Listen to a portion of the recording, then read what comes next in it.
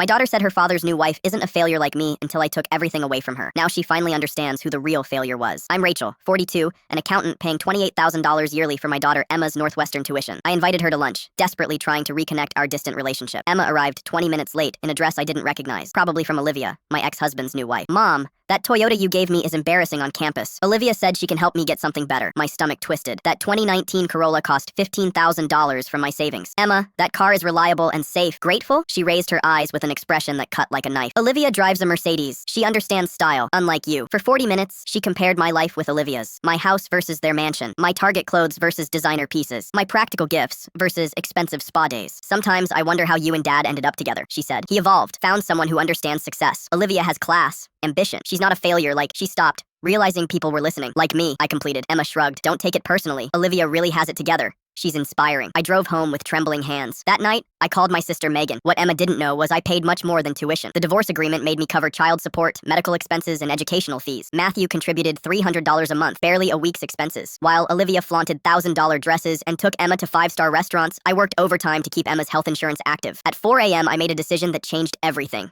I canceled the credit card, called the university and froze payments, canceled car insurance, had the Toyota towed from her dorm. The first call came at 9 a.m. Emma was hysterical. Mom, my card isn't working and where's my car? I canceled the card and recovered the car. You can't do that. You need these things, or want them. Until yesterday, I was a failure who didn't understand success. Maybe Olivia can help with responsibilities. Silence, then crying. I have exams. Great. Study instead of spending money on designer clothes. She hung up. Matthew called 10 minutes later. What the hell are you doing? Stopping paying for a daughter who disrespects me. When I was 20, I worked 2 jobs for college. Time for her to learn responsibility. Then Olivia called with fake sweetness. We need to talk about Emma's well-being. I've thought about her well-being for 20 years. Your turn. Our situation is complicated. You have money for spas and luxury cars, but not for your husband's daughter. I have my own expenses. You're 32, never had a real job, convinced my daughter I'm a failure because I pay bills instead of showing off. I hung up. 3 weeks later, Emma called differently. Mom, I got a job at the university library. Over months, Emma's calls became mature. She got student loans, learned budgeting, used public transportation. Meanwhile, I started living, got promoted, joined dance classes, bought new clothes, started dating Steve, an architect who treated me like I mattered. A year later, Emma graduated owing $50,000. Exactly what most students owe. She got a marketing job and shared apartment.